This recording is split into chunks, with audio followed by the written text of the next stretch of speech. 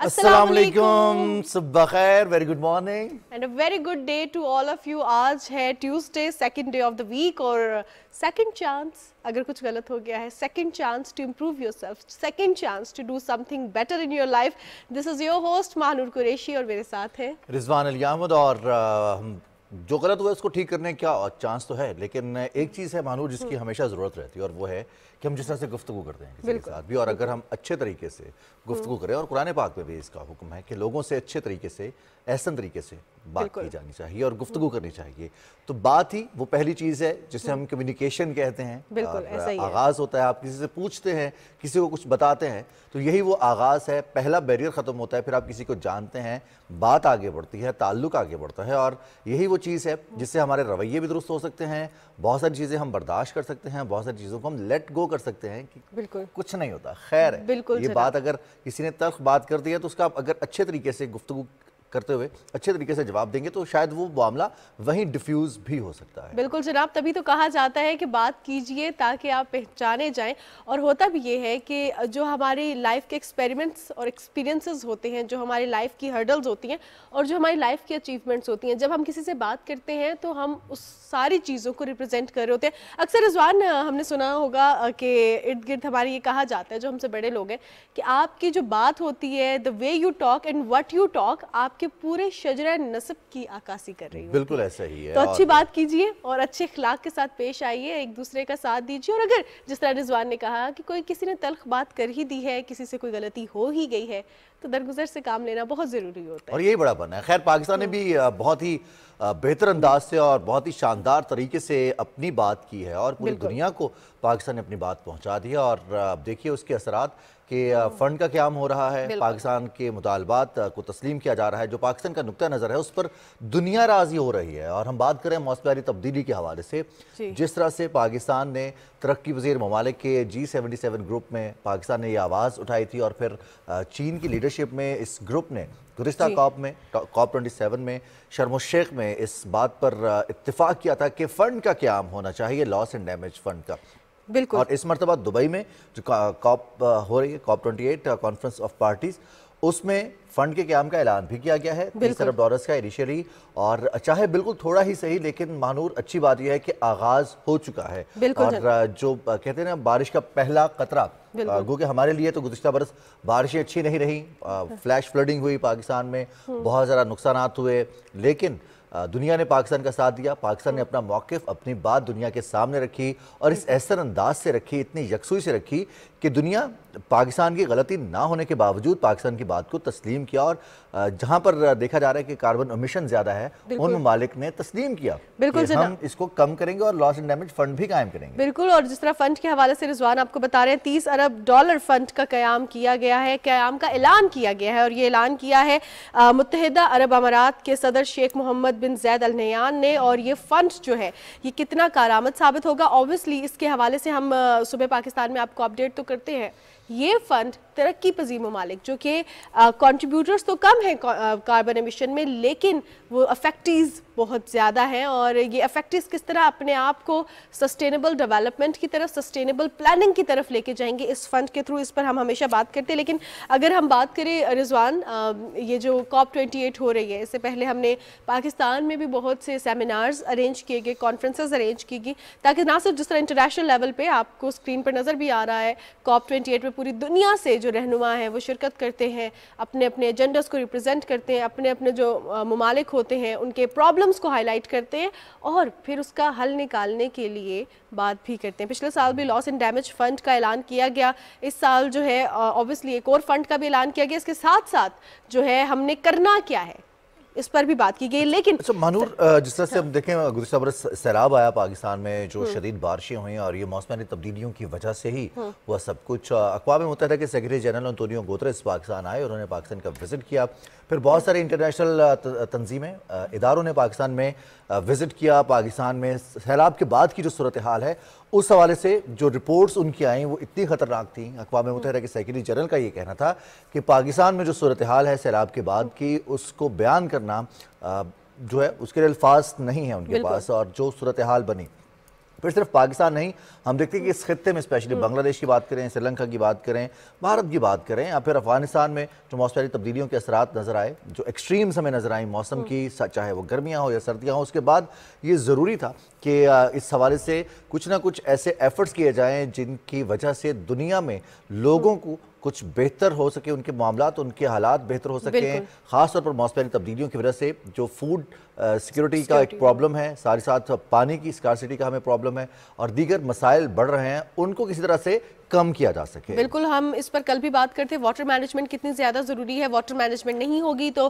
Flooding ज़्यादा होगी, फिर वाटर स्कैर्सिटी के भी इश्यूज़ हैं, फूड सिक्योरिटी चैलेंज हो रही है, हमारी पूरा इकोसिस्टम जो है, हैबिटेट जो है वो चैलेंज हो रहा है इस क्लाइमेट चेंज की वजह से। COP28 के हवाले से, इस फंड के हवाले से जो कि $30 अरब का जो फंड है इसका ऐलान किया गया है, इस पर बात करने के लिए हमारे साथ प्रोग्राम में जावेद अली खान मौजूद है। अस्सलाम वालेकुम जावेद साहब।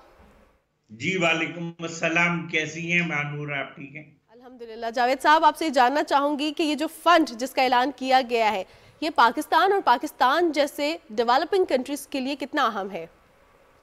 ये तो बे इंतहा जरूरी है। देखें, पाकिस्तान की सर्वाइवल की बात है।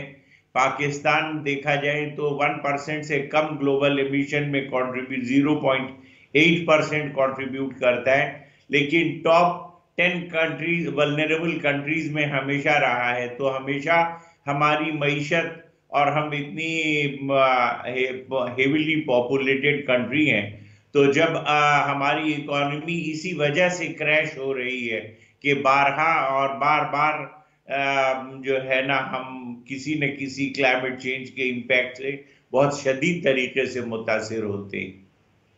तो जावेद अली साहब, पाकिस्तान ने जो मुतालबा किया G77 में, उसके बाद पाकिस्तान ने फिर रेजिलिएंट पाकिस्तान के नाम से एक कॉन्फ्रेंस का इनेकाद किया, जिसमें पाकिस्तान ने अपने होने वाले नुकसानात, जो ख़ासतौर पर सैलाब 2022 की वजह से हुए थे, उसमें हमारी फसलों का नुकसान हुआ, इंफ्रास्ट्रक्चर का नुकसान हुआ, फिर साथ साथ हमारी कीमती जानें और बहुत सारे मवेशियों का नुकसान भी हुआ। पाकिस्तान के इस मुतालबे के हवाले से क्या समझते हैं कि हमने अपना केस बेहतरीन तरीके से पुटअप किया और दुनिया ने उस केस के मुताबिक रिस्पॉन्ड किया उसको? जी, आप ये देखिए कि इसका अमल में आना, COP27 पाकिस्तान कंसिस्टेंटली परसू कर रहा है ग्लोबल लेवल के ऊपर इस मैकेनिज्म को इन्वोक करने के लिए, और ये पाकिस्तान की काविशों से, और UN सेक्रेटरी जनरल ने भी इसको का बहुत सपोर्ट किया पाकिस्तान के कॉज को और पाकिस्तान की डिमांड को। तो ये जो है ना, लॉस एंड डैमेज का इंस्ट्रूमेंट ये अडॉप्ट हुआ COP27 में, और अब आप देखिए कि इसके अंदर फंडिंग भी जो है वो प्लेज कर दी गई है।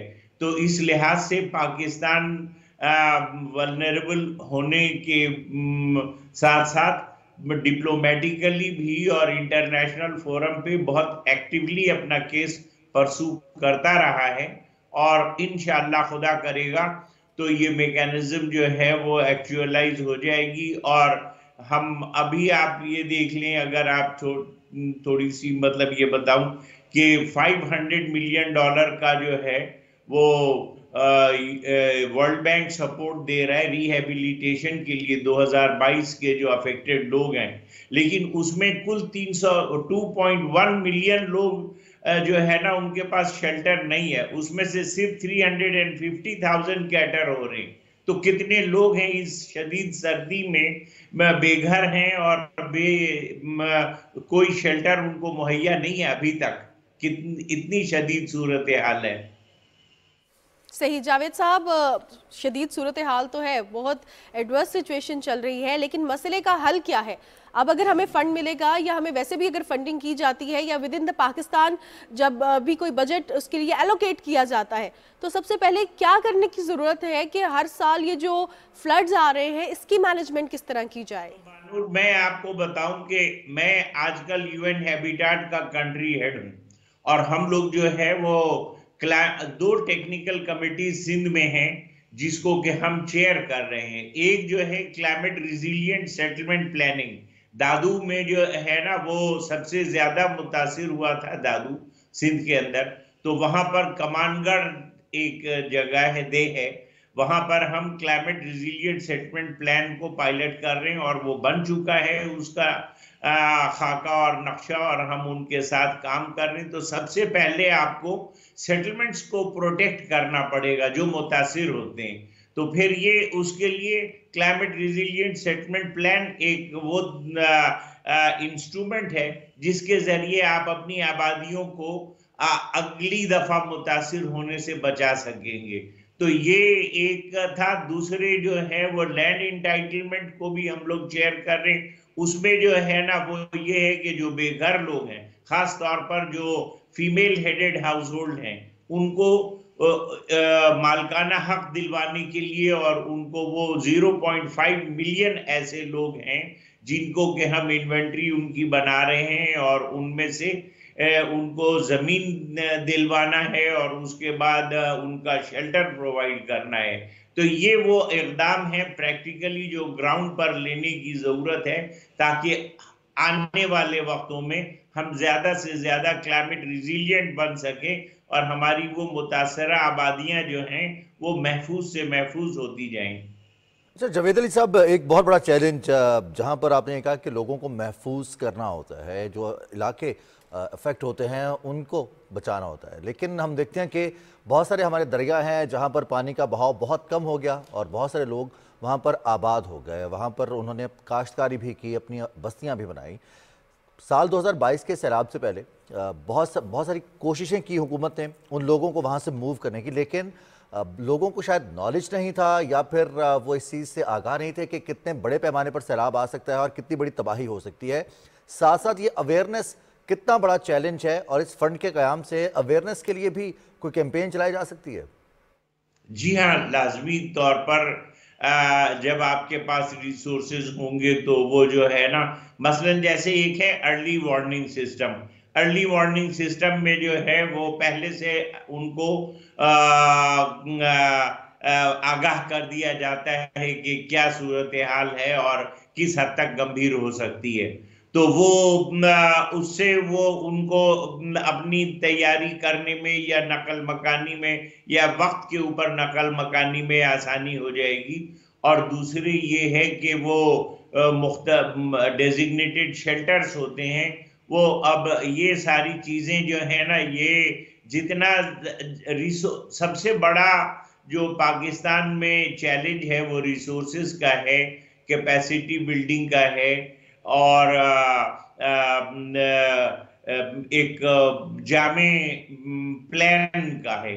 ये तीनों चीजें अगर हो, जामे प्लान हो और उसके बाद आगाही भी दी जाए और फिर उसके पहले से बंदोबस्त हो शेल्टर्स का, इमरजेंसी शेल्टर्स का, तो यकीन जाने कि ये जो है ना हमारा 50% क्या उससे भी काफी ज्यादा नुकसान हमारा इंशाल्लाह आने वाले वक्तों में कम हो जाएगा। सही। जावेद अली खान साहब, आप यूएन हैबिटेट के कंट्री हेड हैं। इस दफ़ा भी हमने देखा 2022 के जो सैलाब आए तो यूएन ऑर्गेनाइजेशंस ने, जो लोकल सतह की ऑर्गेनाइजेशंस थी जिनको पता भी था कि कहाँ पे रोड्स नहीं जा रही, कहाँ तक जो है रसाई मुमकिन नहीं है, कहाँ तक गूगल मैप नहीं काम करेगा, उनके साथ मिल के काम किया। अब जो COP28 है, क्या कोई ऐसा एजेंडा होना चाहिए उसमें कि ये जो लोकल ऑर्गेनाइजेशंस हैं ये भी इंटरनेशनल ऑर्गेनाइजेशंस के साथ किसी ना किसी तरीके से रजिस्टर्ड हो, इनके नंबर्स या किसी भी तरह की कोई डिक्शनरी हो ताकि इनके साथ फौरन रब्ता किया जाए, because they are the resource people। जी जी बिल्कुल। ये तो यूएन जो है ना वो बड़े अदारे या छोटे अदारे के सबके लिए उनके दरवाजे एक बराबर खुले हुए हैं। ये हम लोगों को आजकल हमारा अभी एक वर्कशॉप हुआ है जिसमें कि विमेन को इनेबल करने के लिए HLP कहलाता है, housing land and property right.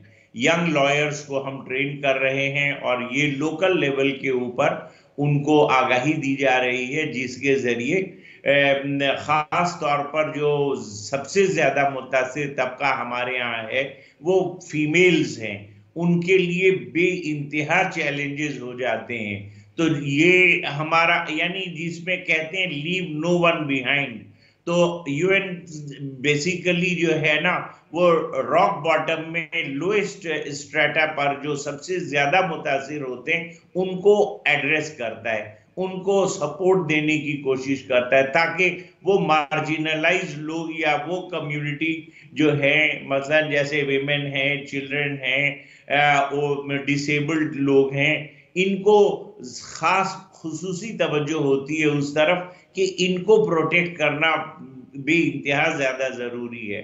तो ये काम चल रहा है और बढ़ना जरूरी है, इसको आगे भी बढ़ना चाहिए और मजबूत होना चाहिए। और हकीकत आप सही कह रही हैं कि जब तक लोकल लेवल पर आगाही नहीं होगी, लोकल लेवल पर वो मजबूत नहीं होंगे रिस्पांस मैकेनिज्म और सही वक्त पर अमल करने के लिए, तो उस वक्त तक कोई फर्क इतना ज्यादा नहीं पड़ेगा। तो आपका कहना बिल्कुल दुरुस्त है और इस सिमत में काम हो भी रहा है। खुदा करे और ज्यादा मजबूत हो और ज्यादा बेहतर हो। आमीन। अच्छा जावेद अली साहब, आप जब रहे वजारत मौसमी तब्दीली में भी और अब आप यूएन के साथ मिलकर भी काम कर रहे हैं, COP21 2015 पेरिस में 16 में, और उसके बाद अब COP27 COP28, क्या तब्दीली देख रहे हैं आप इन कॉन्फ्रेंस ऑफ पार्टीज में? रफ्तार बढ़ी है, दुनिया की सीरियसनेस ज़्यादा हो गई है, इस दफ़ा जो एजेंडा है उसके मुस्बत नताइज सामने आएंगे, या फिर एक दफ़ा फिर जैसे पेरिस एग्रीमेंट सामने आया था, एग्रीमेंट हो गया लेकिन अमली इकदाम बहुत ताख़ीर का शिकार हुए? जी जी, देखिए मैं बताऊं एक छोटा सा खुलासा। मैं COP9 से जो है ना वो कंटिन्यूअस फॉलो कर रहा हूँ। तो COP9 से जो पहले पाकिस्तान इत्तेफाक की बात है कि हम जो है ना वो मिडिल इनकम कंट्रीज में हम लोगों को शौक है ज्यादा से ज्यादा अपने ऊपर लायबिलिटी ले लेने का। तो हम जो है जितनी ग्लोबल मैकेनिज्म है सपोर्ट की बैनुल अक़वामी सतह पर, वो LDCs के लिए हैं, लेस डेवलपिंग कंट्रीज या लो इनकम डेवलपिंग कंट्रीज के लिए, हम उसमें नहीं आते। फिर SD वो ये कहलाते हैं स्मॉल आइलैंड स्टेट्स, तो वो भी उनको तरजीह दी जाती है फंडिंग सपोर्ट के लिए। लेकिन पाकिस्तान चूंकि मिडिल इनकम कंट्री था, तो पाकिस्तान पूरे बैनुल अक़वामी सपोर्ट मैकेनिज्म से बाहर था। यकीन जानिए कि हम लोगों ने कानून तब्दील करवाया, हमने एक नया क्राइटेरिया डेवलप किया जो कि मोस्ट वल्नरेबल कंट्रीज का, जिसमें मिडिल इनकम कंट्रीज सिर्फ पाकिस्तान नहीं, बहुत सारे मिडिल इनकम कंट्रीज थे जो कि बहुत ज्यादा वल्नरेबल थे। बाद में अब ये पाकिस्तान और पाकिस्तान जैसे वल्नरेबल कंट्रीज को ये इंस्ट्रूमेंट के अंदर सपोर्ट हासिल हो गया है। तो ये एक इतनी बड़ी कामयाबी है कि पहले हम उस विंडो को एक्सेस नहीं कर सकते थे, अब हम उस विंडो को एक्सेस करते हैं। अब हमारे लिए पूरी ग्लोबल विंडो खुली हुई है। दूसरे ये कि COP27 में हमारी एफर्ट से लॉस एंड डैमेज का इंस्ट्रूमेंट जो है ट्रीटी जो है ये अप्रूव हो गई और इन्वोक हो गई। अब COP28 के अंदर फंडिंग भी आ गई। तो आप देखिए, यकीन जानिए कि ये जो है ये छोटी कामयाबियां नहीं हैं, ये बड़े लेवल के ऊपर बड़ी काविशों के बाद बहुत ज्यादा वक्त लगता है और करते करते, लेकिन अगर हमारी यही कंसिस्टेंट एफर्ट डिप्लोमेटिक लेवल पर और नेशनल लेवल पर दोनों पर एक जैसी हो, तो कोई वजह नहीं है कि हम अपने इंशाल्लाह जो चैलेंजेस हैं इसको ओवरकम कर लेंगे। तो मुझको बहुत उम्मीद है कि खुदा, हमारी सिमत सही है, हम सही तरीके से आगे बढ़ रहे हैं। ये और बात है कि हमारे चैलेंजेस बहुत ज्यादा हैं और हम एक फ्रेजाइल इकोनॉमी को मतलब हमारी है, तो इस वजह से हमारा बैकलैश उसका बहुत ज्यादा सख्त होता है। लेकिन सिमत सही है तो खुदा करेगा कि इंशाल्लाह हम काबू पा लेंगे। इंशाल्लाह। बहुत शुक्रिया जावेद अली खान साहब, आपके कीमती वक्त का मौसमियाती तब्दीलियों के हवाले से बात की, COP28 में पाकिस्तान के स्टांस और खास तौर पे COP9 से लेके अब तक जो बेहतर, और ये कहा कि जिस तरह हम लायबिलिटी ले लेते अब वो ऐसा नहीं हो रहा। लॉस एंड डैमेज फंड के क़याम में पाकिस्तान का जो कलीदी किरदार रहा है उसके हवाले से भी बात की। और अब इस साल भी हम देख रहे हैं कि पाकिस्तान का स्टांस बहुत वाज़ेह है, बिकॉज कार्बन एमिशन में वी आर लेस देन 1%, लेकिन जो अफेक्टेड हैं हम पिछले साल के जो फ्लड्स आए उसके बाद भी हमने देखा, अभी इवन दिसंबर में, दिसंबर वॉज फेमस, रिजवान आपको याद होगा दिसंबर अपनी बारिशों की वजह से फेमस होता था, लेकिन अब जो दिसंबर का स्टार्ट ही अभी तक खुश्क जा रहा है। दिसंबर की वजह से मशहूर होने की और भी बहुत सारी वजूहत हैं। अच्छा? कुछ शायरी भी होती है, हाँ। कुछ बैठकें होती हैं जहाँ पर दोस्त मिलकर बैठते हैं, कुछ शामें होती हैं, शायरी होती है, फिर कुछ म्यूजिक होता है। बहरहाल जी चैलेंजेस की बात की जावेद अली खान साहब ने, तो जहाँ पर चैलेंजेस बहुत ज़्यादा होते हैं वहीं पर उतनी ही ज़्यादा अपॉर्चुनिटीज़ भी होती हैं। फ़र्क सिर्फ ये है कि उन चैलेंजेस को अपॉर्चुनिटीज़ में कन्वर्ट करके उनको अपने फ़ायदे के लिए, अपने बेनिफिट के लिए हम कैसे इस्तेमाल बल्कि कलेक्टिव बेनिफिट रिजवान, हम बात ही ये करते हैं कि सिर्फ अपना बेनिफिट नहीं, कलेक्टिव बेनिफिट, पूरे खित्ते की तरक्की के लिए काम करना है। और पूरा खित्ता जो हमारा क्लाइमेट चेंज से अफेक्ट हो रहा है, हमने उसके लिए काम करना है और पाकिस्तान कर भी रहा है। और ये आता है स्पोर्ट्समैन स्पिरिट से, आपको पता है, आप अगर साथ मिलकर चलेंगे, साथ मिलकर खेलेंगे, साथ मिलकर जीतेंगे और इंशाल्लाह हम जीतेंगे। Pakistan junior hockey world cup में शिरकत के लिए कुआलालंपुर पहुंच चुका है, जहां पर कल पाकिस्तान ने अपना पहला वार्म अप मैच खेला साउथ अफ्रीका के खिलाफ, और पाकिस्तान ने साउथ अफ्रीका को वार्म अप मैच में 2-0 से शिकस्त दी। कौमी टीम अपनी कैंपेन का बाकायदा आगाज 6 दिसंबर से कर रही है नीदरलैंड्स के खिलाफ। एक मजबूत टीम है पाकिस्तान। हॉकी के हवाले से अगर देखा जाए तो पाकिस्तान और नीदरलैंड्स के माबैन बड़े सख्त मुकाबले हुआ करते थे, लेकिन गुज़िश्ता कुछ अर्से से ये मुकाबले यकतरफा हो गया और नीदरलैंड्स ने पाकिस्तान के खिलाफ कामयाबियां हासिल की। फिर उसके बाद पाकिस्तान को 7 दिसंबर को न्यूजीलैंड के खिलाफ मैच खेलना है और अपने ग्रुप में तीसरा मैच 9 दिसंबर को बेल्जियम के खिलाफ खेलना है। तो कल जो मैच हुए उसमें पाकिस्तान ने जो कामयाबी हासिल की है वो पाकिस्तान के लिए खुशाइंद है। हमारी टीम ने जिस तरह से आगाज़ किया है, ख़ासतौर पर प्रैक्टिस की और उसके बाद कुआलालंपुर पहुंचने पर पहला मैच जीत लिया, तो अल्लाह करे ये कामयाबियों का सिलसिला यूं ही जारी रहे। बिल्कुल जनाब, और जब हम कामयाबियों के हवाले से बात करते हैं, पाकिस्तान के कौमी खेल के हवाले से बात करते हैं, हॉकी के हवाले से, तो साथ में एक तरफ तो हम सेलिब्रेट भी करते हैं कि वार्म अप मैच में पाकिस्तान जो है वो जीत गया, लेकिन आगे क्या हिकमत अमली होनी चाहिए, हम किस तरह हॉकी के फ़रोग के लिए काम कर सकते हैं, इस पर बात करने के लिए हमारे साथ स्टूडियोज़ में काशिफ मजीद मौजूद है। काशिफ, आपको खुशामदीद कहते हैं। बहुत शुक्रिया, थैंक यू। काशिफ, ये बताइएगा कि एक मैच तो हो गया वार्म अप, अब कल नेदरलैंड्स के अगेंस्ट 6 दिसंबर को पाकिस्तान खेलेगा, कैसी हिकमत अमली होनी चाहिए पाकिस्तान? देखिए, एक तो बहुत शुक्रिया आपने मुझे यहाँ इनवाइट किया। हॉकी की हम बात कर रहे हैं तो रिजवान ने इंट्रो दे दिया कि देयर वाज अ टाइम कि जब हम नेदरलैंड्स के साथ compete करते थे, बड़े शदीद मुकाबले होते थे।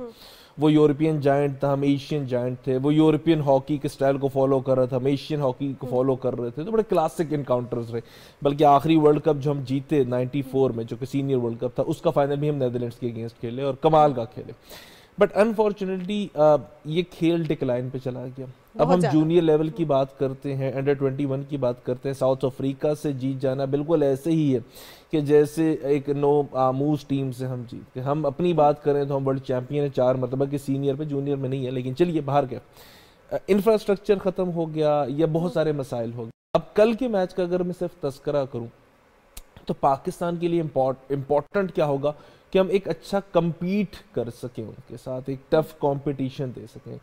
नेदरलैंड्स की बात करें, वो यूरोपियन जाइंट भी है और मैं ज़्यादा पुरानी बात नहीं, शहबाज भाई के साथ बैठ के उन्होंने कहा कि हर 3 से 4 किलोमीटर के बाद एक ऑस्ट्रोटर्फ मिलता है और उनकी हॉबी है वीकेंड्स पे जो हम बच्चे लेके निकलते हैं, तो उनकी हॉबी है कि वो हॉकी खेलने चले जाते हैं। जैसे हमारे यहाँ अमूमन पिकनिक में निकले तो एक गेंद और बल्ला साथ रख लिया जाता है, तो उनकी हॉबी है कि वो हॉकी स्टिक और बॉल रख लेते हैं। तो उनके साथ कल हमारा कंपटीशन है, जो हॉबी के तौर पे भी खेलते हैं और प्रोफेशनली तो हमसे बहुत ज्यादा आगे। बट आई विश कि हमारी टीम बहुत अच्छा परफॉर्म करे। रिसेंट अगर देखा जाए तो हमने जो बहुत अच्छा कदम उठाया था कि इसी जूनियर टीम को हमने एशिया में खिला दिया था कि चले इनको एक्सपोजर भी मिले, कॉम्पीट भी कर सके। और ये जूनियर्स है, ये अंडर 21 है, तो इसका मतलब ये है कि ये अपने अपने डिपार्टमेंट से भी एक अच्छा टाइम हो गया खेलते हुए। तो लेट्स होप कि कल हम अच्छा परफॉर्म कर सकें। काशिफ, हमने जितना बुरा वक्त हॉकी का देखा, शायद किसी और गेम में, किसी और स्पोर्ट्स में हमने इतना बुरा वक्त नहीं देखा कि हम जो वर्ल्ड कप का या चैंपियंस ट्रॉफी का आगाज़ करने वाला मुल्क था, जिसने आइडियाज़ दिए, और वही ना चैंपियंस ट्रॉफी का हिस्सा रहा ना वर्ल्ड कप का हिस्सा रहा। ब्लेम गेम होती है। हम कभी पाकिस्तान हॉकी फेडरेशन की बात कर देते हैं, साबिक ओलंपियंस की बात कर देते हैं, लेगेसी की बात कर देते हैं, खेल की प्रमोशन के हवाले से, या फिर इसमें अगर कमर्शलाइजेशन नहीं है, इसमें पैसा इन्वॉल्व नहीं है, प्रमोशन इन्वॉल्व नहीं है, तो ये भी एक वजह करार दी जाती है। रेक्टिफाई करते हुए हमें दुरुस्त समत का तयन करने में कितना वक्त दरकार है? क्या ये जूनियर वर्ल्ड कप हमारे लिए टर्निंग पॉइंट हो सकता है? ओके, दुरुस्त सिमत अब ये जो दुरुस्त सिमत है ना रिजवान, बहुत बड़ा टॉपिक है। हम हॉकी की जब बात करते हैं तो हमने अचीवमेंट तब की थी जब दुनिया में 8-10 मुल्क खेल रहे थे। सब कॉन्टिनेंट से अगर मैं स्टार्ट करूं, जब हम पाकिस्तान हुए तो अल्टीमेटली उस वक्त हॉकी पाकिस्तान, उस वक्त सब कॉन्टिनेंट की बहुत अच्छी थी, तो आधे हमारे पास आगे आधे उनके पास चले गए, तो हमारे पास एक bench mark top of the world set था। हमने उसको कैरी किया थ्रू आउट, चाहे वो ओलंपिक्स की बात करें, फिर 71 में वर्ल्ड कप आ गया तो वो हम कैरी करते चले गए। फिर हमारे पास हॉकी के हब थे, गोजरा की बात करें, to some extent Karachi, to some extent Mardan, तो ये हब हुआ करते थे हॉकी के, जहां से वो कहते हैं ना हर दूसरा बंदा हॉकी प्लेयर बन के सामने आ रहा था। तो हमें बहुत ज्यादा कोशिश नहीं करनी पड़ी। मैं स्क्वाश का भी चले थे, नवाक अली का जब हम कस्बा कहते हैं ना तो स्क्वाश ही याद आता है, सारे वर्ल्ड चैंपियंस वहां से हैं। तो इसी तरह हॉकी का भी एक हब था।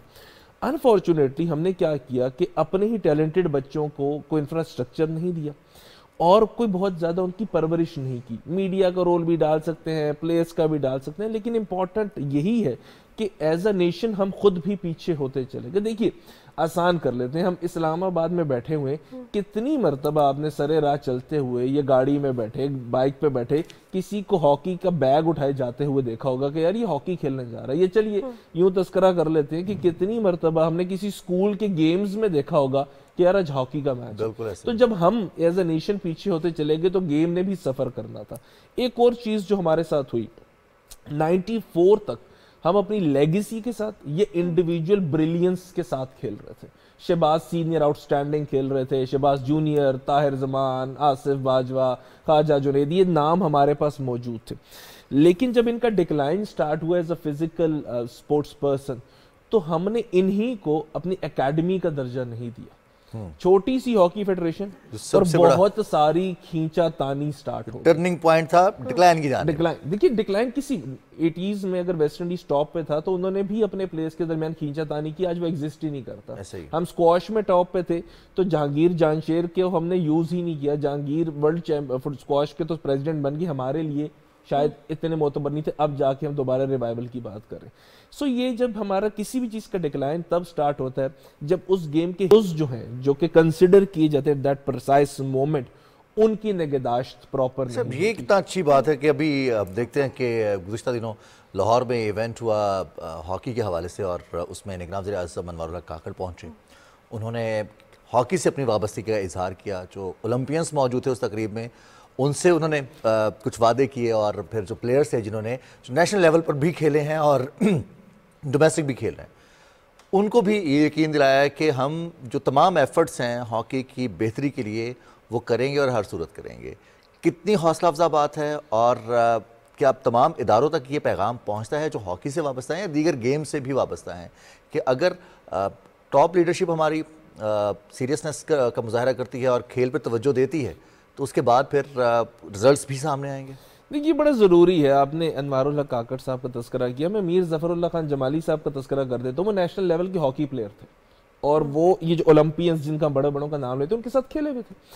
हॉकी के लिए इंडिविजुअल स्किल कह लें, ये इंडिविजुअल की ख्वाहिश कह लें, ये इंडिविजुअल्स की कोशिश शायद कामयाब उतनी ना हो जितना सिस्टमैटिकली हमने चलना है। आपने तस्करा किया उन इदारों का कि जिनकी हॉकी टीम्स हुआ करती थी, एक एस्पेक्ट हो गया, बट उन इदारों के पास नर्सरी मौजूद नहीं है। उन इदारों के पास सैलरी मौजूद है जो प्लेयर को दे सकते हैं, नर्सरी मौजूद नहीं है। नर्सरी के लिए हमें एसोसिएशंस में उतरना पड़ेगा, एसोसिएशन एग्जिस्ट ही नहीं करती। उन एसोसिएशंस तक को अगर मैं कह दूं कि 4-6 पाकिस्तान में अच्छी हॉकी की एसोसिएशंस है तो उनके पास प्लेइंग फील्ड नहीं है। इस्लामाबाद पाकिस्तान का कैपिटल है, एक ऑस्ट्रोटर्फ है, Naseer Bunda hockey stadium sports complex में मौजूद है। उसकी हालत इतनी दिगरगू है, क्योंकि मैं उस पर थोड़ा सा खेल चुका हूं, कि हर चौथे 5वें मिनट में कोई स्लिप हो जाता है या कोई इंजरी हो जाती है। तो प्लेयर्स के पास पूरे इस्लामाबाद में एक फैसिलिटी और उसकी भी हालत इंटरनेशनल स्टैंडर्ड की नहीं है। सो इस इंफ्रास्ट्रक्चर के साथ हमने कंपीट करना है कल उस टीम के साथ जिसके हर तीसरे किलोमीटर के बाद एक क्वालिटी का ऑस्ट्रोटर्फ मौजूद है। अच्छा, अब सुबह ही सुबह आप मुझे बुला के जो मुश्किल सी बातें हम कर लेते हैं और टेंशन ज्यादा बातें कर लेते हैं, उसमें एक उम्मीद है। उम्मीद क्या है? रीसेंट डेवलपमेंट्स हमारी हॉकी की ये बताती हैं कि हम एशिया में अब टॉप टीम्स को compete करना शुरू कर दिया। मतलब हमने नॉक करना शुरू कर दिया, वरना तो हम एशिया में एग्जिस्ट नहीं करते थे। चाइना से हार गए, जापान से, कोरिया से हार गए। अभी लास्ट जो जूनियर का हमने फाइनल खेला है, भारत से 2-1 हारे थे। सो एक तो फाइनल खेला, फिर भारत से 2-1 का मतलब है कि कंपटीशन हुआ। भारत 2 मरतबा का जूनियर वर्ल्ड कप का चैंपियन, और ज्यादा पुरानी बात नहीं, 4-5 साल पुरानी बात है कि जब वो वर्ल्ड चैंपियन होता। तो इसका मतलब ये है कि वर्ल्ड चैंपियन को अगर हम 2-1 हार रहे हैं तो हम एग्जिस्ट करते हैं टॉप ब्रास में, हमें compete करना है और हम कर सकते हैं। इसके पीछे 2-3 लॉजिक्स भी हैं जो कि नेशनल लेवल पे काम हुआ। मैं जिस चैनल पे बैठा हूँ, थैंक यू वेरी मच, इस चैनल ने कवर की थी नेशनल हॉकी चैंपियनशिप पाकिस्तान की। सो जैसे ही जब चीजें कवर होना शुरू होती है, एक तो मोटिवेशन प्लेयर की बढ़ जाती है, फिर शायद देखने वालों को एहसास होता है कि यार ये गेम एग्जिस्ट करता है, और स्टेक होल्डर्स इन्वॉल्व होना शुरू हो जाते हैं। सो शायद हम अच्छी सिमत में गामजन है, लेकिन चूंकि हमारा जो डिक्लाइन था वो बहुत ज्यादा स्टीप था और बहुत तेज था, तो वापस आते हुए, वापस ऊंचाई का सफर करते हुए या ऊपर आगे की तरफ जाते हुए थोड़ा टाइम लगेगा, लेकिन मुझे लग रहा है कि it's a long way to go. It's a long way, but still हमने एटलीस्ट उस रास्ते का प्रोसेस स्टार्ट कर लिया। अच्छा काशिफ, ये बताइएगा, जिस तरह आपने इंडिविजुअल ब्रिलियंस के हवाले से बात की कि इंडिविजुअल ब्रिलियंस थी उस टीम में जो पहले थी, तभी वो सस्टेन कर गए। अब आपको जूनियर्स, ये जो हॉकी टीम है, इसमें लग रहा है कि किसी में ये फैक्टर है जो इंडिविजुअल ब्रिलियंस की वजह से इसको ना सिर्फ पाकिस्तान में बल्कि अक्रॉस द ग्लोब एक पहचान दे सकता है। और दूसरी एक ये भी चीज़ आपसे जानना चाहूँगी कि हॉकी का डाउनफॉल आया, आपने इसके रीजंस बताए। एक और रीज़न भी आपसे ये कमेंट आपका चाहूँगी, बिकॉज आप क्रिकेट पर भी बात करते हैं, क्रिकेट कंसीडर किया जाता है लीड्स का गेम, तो क्या ये हमारा थोड़ा सा जो है कॉन्फिडेंस की कमी भी थी कि ये लीड्स का गेम नहीं है तो हमने नहीं खेलना, क्योंकि हम पॉलिसी लेवल पे, स्टेट लेवल पे तो छोड़ दें, स्कूल्स लेवल पे क्यों खत्म किया गया? कौमी खेल है हमारा, क्यों इसको खत्म किया गया? हम देखिए, अब सवाल करते हैं एलीट्स के गेम से। हाँ ठीक है, हम जब पाकिस्तान की बात करते हैं 47 से ऑनवर्ड्स, तो पहले 8-10 साल एलीट्स का गेम रहा, बट हनीफ मोहम्मद और जो बरादरान थे, मोहम्मद बरादरान, उनके बाद ये अमाम उन नास का खेल हो गया। अब मैं बात करता हूँ हॉकी की। कितनी पुरानी बात है कि पीटीवी अवार्ड्स हुए थे लियाकत जिम्नेजियम में, और जहां पे मुझे याद पड़ता है कि हॉकी के हवाले से मिमिक्री की गई थी। खालिद अब्बास डार, खालिद निजामी, अरशद महमूद मौजूद थे। सो ये हमारे गालिबन 2007 या 8 की बात है, नहीं ये 80s की मैं बात करूंगा। लियाकत जिम्नेजियम में ये खालिद अब्बास डार, ये मिमिक्री थी, मैं नहीं खेड़ना कोरिया दे नाल, और ये सारी मुझे इसलिए याद है कि उस वक्त भी क्राउड में गालिबन समीउल्लाह और हसन सरदार बैठे हुए थे, मरीना खान और इनके साथ। अब ये बात मैं क्यों कर रहा हूँ? ये मैं इसलिए कर रहा हूँ कि hockey was considered as the national heroes, hockey players, और हॉकी प्लेयर्स का हार जाना एक अलमिया था जिसको मजाक के अंदाज में बयान किया गया। अब वो अलमिया नहीं रहा, तो एक तो हम सीरियस नहीं रहे क्योंकि इतना हार गए कि शायद हमें एहसास हुआ कि अब हम जीत ही नहीं सकते। तो इस जीत के सफर के लिए बड़ा इंपॉर्टेंट एस्पेक्ट क्या है कि बच्चे को रागिब किया जाए, और बच्चा तब रागिब होगा कि जब बाबर आजम के साथ का हॉकी का हीरो उसे मिलेगा, जब हमें पता होगा कि हॉकी टीम का कैप्टन कौन है, उसकी क्या परफॉर्मेंसेस हैं, वो हमारे लिए एक हीरो का दर्जा रखेगा, तो बच्चा इंस्पायर होगा। सेकंड इंपॉर्टेंट थिंग, क्रिकेट से मवाजना करते हुए देखिए, हॉकी एक डिफरेंट गेम है जिसके लिए एक सर्टेन प्लेइंग फील्ड चाहिए। क्रिकेट हमारे अवाम उन्नास में सद तक फैल चुका है कि किसी पार में गेंद बल्ला लेके स्टार्ट हो जाएगा। हॉकी भी हम कर सकते हैं, हॉकी भी हम कर सकते हैं, but to meet the international standards हमारे पास इंफ्रास्ट्रक्चर एग्जिस्ट नहीं करता। हम तो क्रिकेट पे रो रहे हैं कि क्रिकेट में इंटरनेशनल इंफ्रास्ट्रक्चर हमारे पास, ये सिर्फ 4 स्टेडियम है। अभी पड़ोस के मुल्क में मैच हुए या वर्ल्ड कप हुआ तो 9 या 10 वेन्यूज थे जिन पे मैच हुआ, और 5-7 ऐसे थे जिसपे नहीं हुआ जो कि इंटरनेशनल स्टैंडर्ड के हैं। हम तो 4 वेन्यूज की बात कर रहे हैं, और हॉकी में वो भी एग्जिस्ट नहीं करते। हॉकी में हमारे बच्चे को यही नहीं पता कि अगर वो खेलना भी चाहे तो कहाँ जाके खेले, और अगर कहाँ जाके खेले तो फिर अगला सवाल कि क्या वो प्रोफेशनली ग्रो कर सकता है, और खास तौर पे फ्यूचर क्या रिम्यूनरेशन क्या उसको मिलेगा, क्या बिल्कुल भी काशिफ शामिल है। हम देखते हैं बचपन से ही हमें कोई स्टिक मिल जाए तो जो भी चीज हो, बॉल हो, दरख्त की जड़ तोड़ ली रिजवान, हम दरख्त की जड़ तोड़ ली, उससे खेलना शुरू हो गया। लेकिन उसके बाद स्ट्रीट फुटबॉल ने उसकी जगह ले ली, गली क्रिकेट ने उसकी जगह ले ली, गली हॉकी जो है वो कहीं दूर रह गई।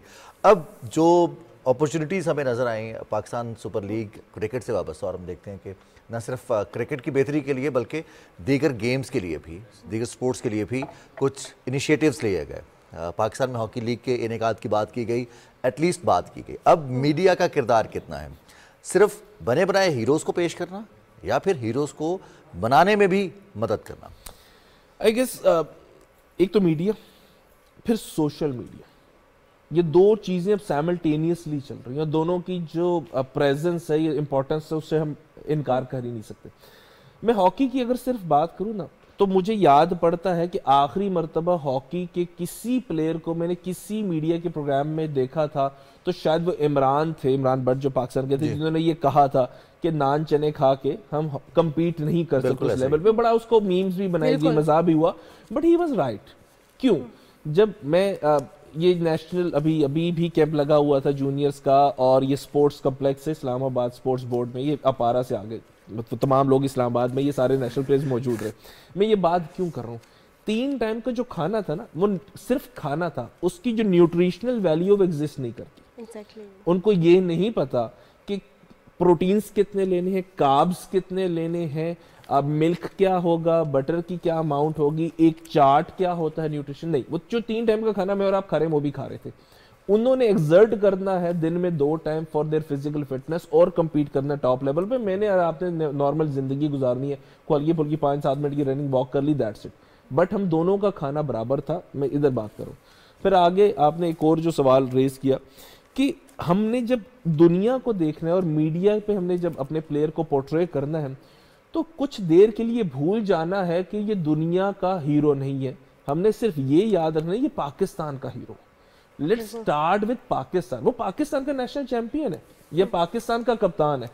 पहला ही सवाल हम उसको ये जब कर देंगे कि आपकी दुनिया में क्या स्टैंडिंग है, तो उसका कॉन्फिडेंस एग्जिस्ट नहीं करेगा। बिल्कुल ऐसे ही। हमने स्टार्ट ये करना है कि देखिए ये जो 21-22 करोड़ है, इनका हीरो ये है, अल्लाह करेगा ये कुछ दिनों बाद दुनिया का भी हो जाएगा। बिकॉज शहबाज सीनियर जब अपनी लीग हॉकी खेलने के लिए हॉलैंड जाते थे तो 8-10 शर्टें वो लेकर जाते थे जो उन्होंने क्राउड के लिए देनी होती थी या अपने उधर फैंस को देनी होती थी।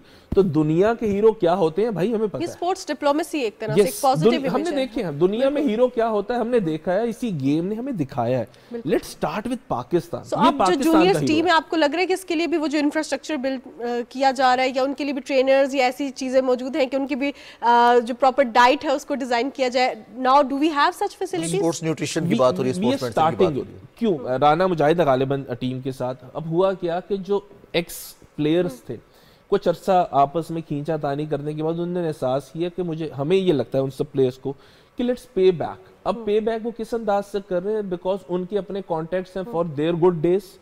तो उन्होंने ट्रैवल करना शुरू किया दुनिया में टू फाइंड आउट कि यार आजकल दुनिया क्या कर रही है। ठीक है, मैं कामरान अशरफ की बात करूंगा, राना मुजाहिद, आसिफ बाजवा, शहबाज सीनियर, ये किसी भी जगह पे इनवाइटेड होते हैं as a guest, they are the world champions. तो जब ये ट्रैवल करना शुरू किया इन लोगों ने, हॉलैंड की बात करें, जर्मनी की बात करें, स्पेन, ऑस्ट्रेलिया, ये सारे जो पावर हाउसेस हैं, तो वहां की जो टेक्निक्स और टैक्टिक्स हैं उनको लेकर आए पाकिस्तान कि वहां पे क्या चल रहा है इंडिविजुअल लेवल पे। अब उस इंडिविजुअल लेवल को ये इनकलकेट कर रहे हैं टीम में, जो नॉलेज इनके पास आई है। As far as Pakistan hockey federation concern, कितनी पुरानी बात है कि हमने मीडिया पे ही सुन लिया था कि पैसे नहीं है टीम भेजने के लिए जी। और हमें हर जगह से इतला ये मिल रही थी कि कुछ लोगों ने सपोर्ट करने का इंदिया दिया है पाकिस्तान हॉकी फेडरेशन को।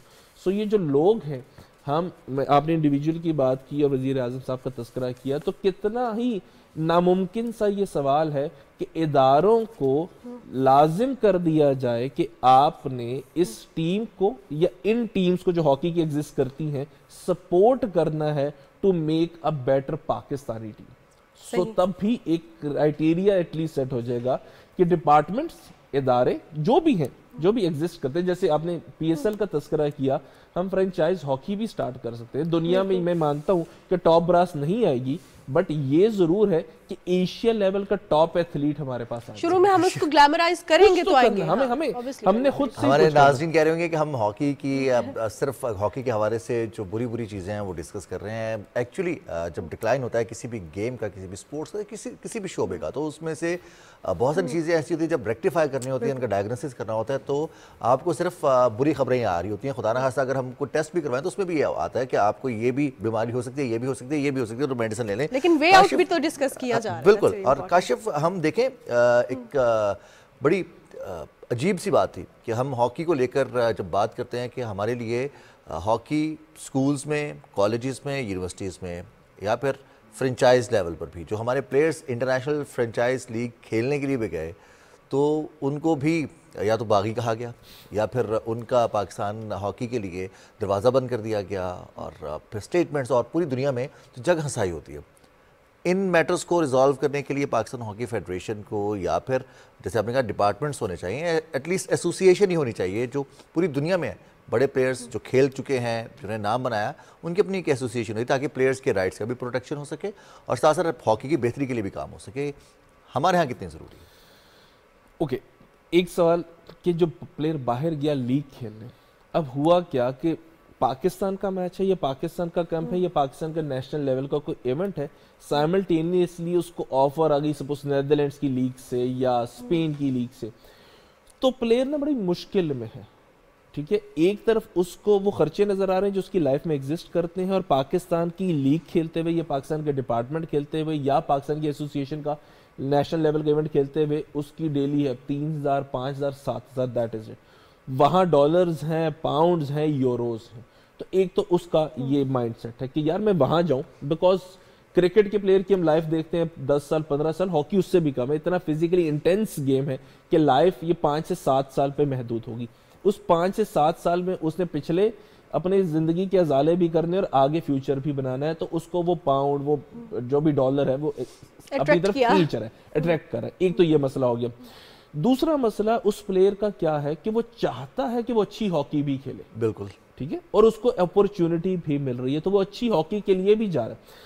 अब अनफॉर्चुनेटली हमने जो आपका जो दूसरा पार्ट था कि पाकिस्तान में क्रिकेट में एग्जिस्ट नहीं करती, तो हॉकी तो बहुत पीछे है। वो है एसोसिएशन जो कि प्लेयर्स के मफादात का तहफ़्फ़ुज़ करे, दुनिया होती है, दुनिया भर में ये एग्जिस्ट करती है, वर्ल्ड ओवर एक बॉडी है जिसके अपनी प्लेयर्स एसोसिएशन है, वो जाके लिंक होती है। हमारे यहाँ एग्जिस्ट नहीं करती। अब चूंकि एग्जिस्ट नहीं करती तो बोर्ड और खिलाड़ियों के दरमियान में सालिस कोई नहीं है। खिलाड़ी अपनी ख्वाहिश पे है, बोर्ड को ये ख्वाहिश है कि वो पाकिस्तान के लिए क्यों नहीं करे।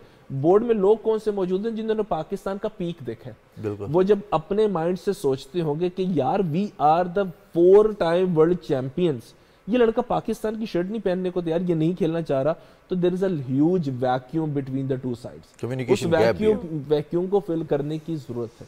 अनफॉर्चुनेटली वो माजी में नहीं हुआ, but recent past is a good one.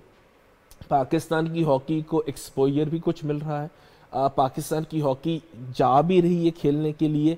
हम जो दुनिया भर में होने वाले इवेंट्स हैं उसमें शामिल भी हैं, और मैं जैसे बताया कि इंडिया से फाइनल हारे तो फाइनल भी खेल रहे हैं एशिया में रहते हुए इवेंट्स का। सो लेट्स होप कि we are on a good track. Simultaneously social media, I wish कि पाकिस्तान हॉकी फेडरेशन अपने आप को एक्टिव करे, बिकॉज अगर हम अभी उनके पेज को विजिट करेंगे ना तो हमें यही पता लगेगा कि there is an event happening. उस वो जो टीम के जो प्लेयर्स हैं उनका प्रोफाइल भी नहीं मिलेगा जो वर्ल्ड कप गोल स्कोरर का नाम आता है, जैसे अब्दुल अनान का नाम आया जो कप्तान है हमारी जूनियर हॉकी टीम की, और उनके साथ गजनफर ने गोल स्कोर किया था। तो ये काशिफ की बात दुरुस्त है कि हमें सोशल मीडिया पर भी रिकग्नाइज करवाना है, अपने प्लेयर्स को प्रमोट करना है इंडिविजुअली एज ए टीम। अगर जब तक हम प्रमोट नहीं करेंगे लोगों को पता नहीं होगा कौन प्लेयर है और कौन कैसा खेल रहा है।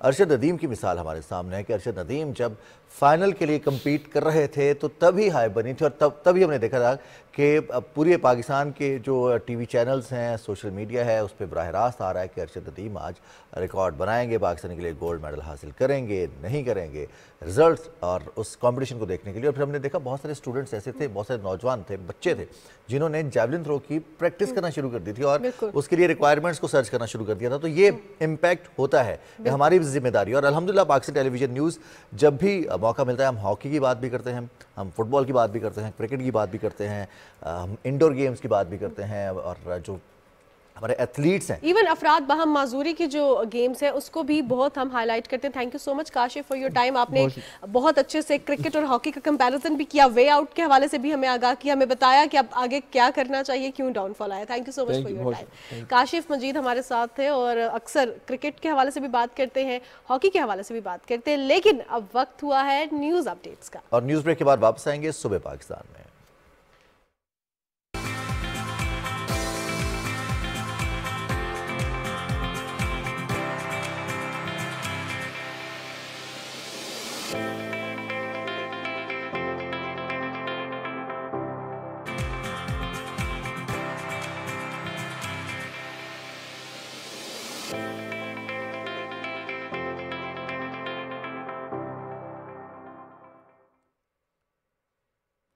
सुबह पाकिस्तान में एक दफ़ा फिर आपको खुशामदीद कहते हैं और हम वापस आ चुके हैं। और न जाने क्यों मानूर हम ये चाहते हैं कि हम कुछ ऐसा करें जिसके बारे में खुशगवार एहसास हो, हमें वो कंटेंट फीलिंग होती है ना कि हम अल्लाह का शुक्र भी अदा करें कि हमने ये काम सर अंजाम दिया, अल्लाह ताला ने हमसे ये काम करवा दिया। तो हम बाज़ औक़ात रेजिस्ट कर रहे होते हैं कि नहीं हमसे ये काम शायद नहीं होगा, लेकिन जब वो काम हम कर देते हैं या हमसे हो जाता है या किसी भी तरह से कोई जोर लगवा कर हमसे वो काम करवा देते हैं तो फिर हमें खुशी होती है कि हाँ हमने ये काम किया, हमें अच्छा फील हो रहा है। और ये काम होता है जब हम किसी दूसरे की मदद करते हैं, खासतौर पर अगर कोई मुश्किल में होता है और उसकी मदद करते हैं तो। बिल्कुल जनाब, और कुछ काम ऐसे होते हैं जो सिर्फ अपने लिए किए जाते हैं, रज़ाकाराना तौर पर किए जाते हैं, वॉलंटरीली किए जाते हैं। आज 5 दिसंबर को वर्ल्ड वॉलंटियर डे मनाया जा रहा है। इक्तिसादी और समाजी तरक्की के लिए वॉलंटियर्स के किरदार को फ़रोग़ देने के लिए, उनके किरदार पर जो है इम्पोर्टेंस उनकी कितनी ज़्यादा और ख़ास तौर पे उनकी ज़रूरत कितनी ज़रूरी है किसी भी तरक्की याफ्ता माशरे में। क्योंकि हमने देखा है कि हम वेस्ट के हवाले से बात करते हैं तो वहाँ पे आपने देखा होगा कि वीकेंड पे या वंस अ मंथ हर बंदा जो है किसी न किसी चीज़ में वॉलंटियर कर रहा होता है। कभी आप किसी के लिए कुछ थोड़ी सी हेल्प आउट कर दें, कभी जो ट्रैफिक जैम होती है, और हमने देखा कि पाकिस्तानी माशरे में भी एक बंदा निकलता है गाड़ी से बाहर और वो ट्रैफिक खुलवाता है। ये वॉलंटियर वर्क है जिस पे ना तो आपका कोई पैसे दिए जाएंगे, कोई रिम्यूनरेशन है, कुछ भी आपको कोई अवार्ड सेरेमनी नहीं होती, लेकिन आप वो काम अपने लिए, अपने दिल की तसल्ली के लिए, अपने माशरे के लिए करते हैं। जो खुशी होती है इंसान को ये काम करके, खासतौर पर आप माशरे का फ़र्द है, आप माशरे का हिस्सा है, एक इकाई हैं, तो बेहतरी के लिए किरदार अदा कर रहे हैं। खैर पाकिस्तान में हम छोटे होते थे, बहुत सारे हम देखते थे कि मुख्तलिफ इदारों के यूनिफॉर्म्स होते हैं खासतौर पर सिक्योरिटी के, लेकिन जो रज़ाकार होते थे उनको भी एक यूनिफॉर्म दिया जाता था और फिर वो रज़ाकार स्कूल्स में जाते थे, बच्चों को इंस्पायर करते थे, उन्हें बताते थे कि रज़ाकाराना एक्टिविटीज़ क्या क्या होती हैं, आप कैसे वॉलंटियर कर सकते हैं। आप अगर खून का अतिया करें, आप किसी को रास्ता दें, रास्ते में पड़ी कोई रुकावट है उससे दूर कर दें, किसी को रास्ता बता दें, किसी के लिए आप कोई अगर फंड रेजिंग की कैंपेन करना चाहते हैं अगर उसमें मदद करते हैं तो। और ये वो वॉलंटियर काम है जिसमें आपके सिवाय अजर के, जिसमें उजरत शामिल नहीं होती, मुआवजा शामिल नहीं होता, लेकिन अजर इसमें शामिल होता है। और उसमें एक तो आपकी तसल्ली, तशफ़ी और इंसानियत का एलिमेंट, और फिर साथ साथ अब देखिए रज़ाकाराना तौर पर बहुत सारे लोग जो हैं वो जानवरों का तहफ़्फ़ुज़ भी करते हैं, माहौल का तहफ़्फ़ुज़ भी करते हैं। और अब एज ए सोसाइटी हमें बतौर कौम मजमूई तौर पर हमें अपने माहौल का तहफ़्फ़ुज़ करना है और ये भी हमारी रज़ाकाराना एक्टिविटीज़ है। और जहाँ पर हुकूमत अपना काम कर रही है, इदारे काम कर रहे हैं, दुनिया को बता रहे हैं कि माहौल कैसे मुतासिर हो रहा है, तो हमारे भी अब ये फ़राइज़ हैं और रज़ाकार का ये फ़र्ज़ होता है कि जहाँ किसी को मुश्किल में देखे वो मदद के लिए। बिल्कुल जनाब। और रिजवान, आपको मज़े की बात बताऊँ इस हवाले से, मैं तकरीबन 7-8 साल से एक वॉलंटियर हूँ, रजिस्टर्ड वॉलंटियर हूँ। और जो लोग वॉलंटियरिज्म में आना चाहते हैं उनके लिए बहुत ज़रूरी है कि किसी ऐसी ऑर्गेनाइजेशन के साथ वॉलंटियर वर्क स्टार्ट करें जो कि आपको गाइड भी करे। जिस तरह रिजवान ने कहा कि एक स्पेसिफिक यूनिफॉर्म होता है, आप जब भी ऐसी सिचुएशन में, चाहे फ्लड्स हो, चाहे कोई भी अर्थक्वेक हो, या हम देखते हैं कि कोई भी ऐसी डिजास्टर्स सिचुएशन होती है, इसमें जब वॉलंटियर्स जाते हैं तो जो ओपोनेंट पार्टी होती है वो भी वॉलंटियर्स को कुछ नहीं कहती। ये इंटरनेशनली रिकग्नाइज्ड रूल्स हैं कि जो रज़ाकार हैं उनको आपने कुछ भी नहीं कहना, वो खिदमत इंसानियत में मशगूल है तो उनको करने दें, वो किसी भी एक पार्टी की तरफ लिंक नहीं होते। एक और बहुत अच्छी चीज़ आजकल हम देख रहे हैं कि कॉर्पोरेट सोशल रिस्पॉन्सिबिलिटी के थ्रू यूनिवर्सिटीज़ में ये ज़रूरी हो गया है कि 3 क्रेडिट आवर्स के इक्वलेंट आपने वॉलंटियर वर्क करना है। लो जी, तो पढ़ाई वाली बातें हो जाती तो फिर ज़रा मुश्किल हो जाती है मेरे लिए। अच्छा, अगर कोई ये समझता है कि इंसान सबसे उम्रदराज होता है, लेकिन ऐसा नहीं है। इंसान की बहारें काउंट की जाती हैं कि कितनी बहारें, किसी से सालगिरह का पूछना ना कि माशाल्लाह उम्र का पूछना तो कितनी बहारें आपने देख ली, सर खजाओं का कोई नहीं पूछता। तो अब बताते चले आपको कि सिर्फ इंसान नहीं है बल्कि कुछ जानदार ऐसे भी हैं जो कि तवील उम्र के हामिल होते हैं, उम्र दराज होते हैं। अब ये आप देख सकते हैं स्क्रीन पर, एक कछुआ है जिसने ज़िंदगी की 191 बहारें देख ली हैं। बिल्कुल जनाब, और इस कछुए का नाम जो है वो है जोनाथन, और ये कछुआ जो है दुनिया का सबसे मोमर तरीन जानदार जो है, इसका एजाज़ हासिल है इसको। और ये 1832 में बरतानिया में पैदा हुआ था। आप इसका साइज़ भी देख सकते हैं और इसकी जितनी केयर की जा रही है। वैसे रिजवान, कहा जाता है कि जब हम किसी की बहुत केयर करते हैं ना तो things do last at that moment. जब आप लोगों की केयर करना शुरू कर देते हैं या चीज़ों की केयर या जानदारों की केयर करना शुरू कर देते हैं तो हम देख रहे हैं कि 191 years, it's a huge time. बहुत सी बहारें, बहुत सी खजाएं जिंदगी की इस कछुए ने देखी हैं। और साइज देखिए इसका कितना बड़ा साइज है, कम 200 बरस का होने वाला है ये, और 9 बरस बाद ये 200 बरस का हो जाएगा 1932 में। लेकिन रिंकल्स देख रहे हैं आप स्क्रीन पर, इनकी जो जिस्म पर पड़ी हैं झुर्रियां, वो ऑब्वियसली एजिंग फैक्टर है, बट स्टिल जो है साइज ये बड़ी इंपॉर्टेंट चीज़ है कि with the passage of time हम देखते हैं कि कुछ कछुओं का एक बहुत नॉर्मल साइज होता है। इट्स अ ह्यूज जो है टर्टल हम देख रहे हैं स्क्रीन पर आपको। और इसके बहुत सारे साथी ऐसे जिसके बारे में ये बताया जा रहा है कि वो दुनिया को छोड़कर जा चुके हैं, लेकिन ये अभी हयात है। अब चूंकि जो झुर्रियों का जिक्र आपने किया इसी की वजह से, और दराजी उम्र की वजह से और कमजोरी की वजह से ज्यादा मूवमेंट जोनाथन नहीं कर सकता। बिल्कुल जनाब। और अब अगर बात करें व्हाट्सएप की, मेटा की एक ऐप है, एप्लीकेशन है व्हाट्सएप सब यूज़ कर रहे होते हैं, लेकिन व्हाट्सएप ने एक ऐसा फीचर मुतारिफ कराया है जो कि बहुत ज़रूरी है, और वो ये फीचर है कि आप अपनी जो चैट्स हैं वो आप उसको लॉक भी कर सकते हैं। और इसके साथ साथ अगर बात करें व्हाट्सएप के हवाले से, तो ये जो फीचर्स व्हाट्सएप मुतारिफ कराता है, इसकी अपडेट्स भी आ रही होती हैं आपकी स्टोरीज पे, तो वो अपडेट्स देखा करें ताकि उन अपडेट्स के थ्रू आपको समझ आ जाएगी कि ये जो है हमने किस तरह इस फीचर को यूज़ कैसे करना है। अब ये किन लोगों के लिए मुतारिफ कराया गया है फीचर रिजवान? मानूर, रोज उठते हैं एक नया फीचर ऐड होता है, हम एक यूज़र मैनुअल के मुताबिक अगर चलें तो वो तब चीज़ें तब्दील हो जाती है। जिसने आज से 1 साल पहले व्हाट्सएप अगर इस्तेमाल किया था और फिर छोड़ दिया था और वो व्हाट्सएप पर वापस आना चाहता, तो उसके लिए व्हाट्सएप तकरीबन तब्दील हो चुका है। अब सूरत हाल ये है कि आप पहले तो एप्लीकेशंस को लॉक कर सकते थे अपने मोबाइल में थर्ड पार्टी एप्लीकेशन के जरिए। अब व्हाट्सएप ने ये सहूलत दे दी है सिक्योरिटी के लिए कि आप अपनी चैट्स को जो कि आपके चैट बॉक्स पे मौजूद हैं उनको भी छुपा सकते हैं खुफिया पासवर्ड के जरिए, यूजर नेम के जरिए, या फिर अपने मोबाइल नंबर के जरिए। जैसे हम फेसबुक पर अगर किसी का यूजर नेम तलाश करते हैं, किसी के ईमेल आईडी से तलाश करते हैं, या फिर किसी के मोबाइल नंबर से तलाश करते हैं, तो ऐसे ही व्हाट्सएप पर भी आपको खुफिया जो चैट्स हैं वो करने का मौका मिलेगा। और उसके लिए बड़ा सिंपल सा तरीका ये है कि आप यूज़र नेम और उसके बाद पासवर्ड अप्लाई करें। और वैसे मानो जितनी प्राइवेसी बढ़ती जा रही है इन मोबाइल्स के हवाले से या फिर स्मार्टफोन्स का इस्तेमाल कितना प्राइवेसी को मुतासर कर रहा है, इस पर भी एक अलग से सेशन होना चाहिए। बिल्कुल जनाब, क्योंकि जितनी प्राइवेसी बढ़ती जा रही है, जितने नए फीचर्स आते जा रहे हैं, उतनी प्राइवेसी ब्रीच भी होती जा रही है। तो इस हवाले से भी हम बात करेंगे, लेकिन अब रुख करते हैं चीन का, क्योंकि हम आपको पूरी दुनिया दिखाते हैं सुबह पाकिस्तान में।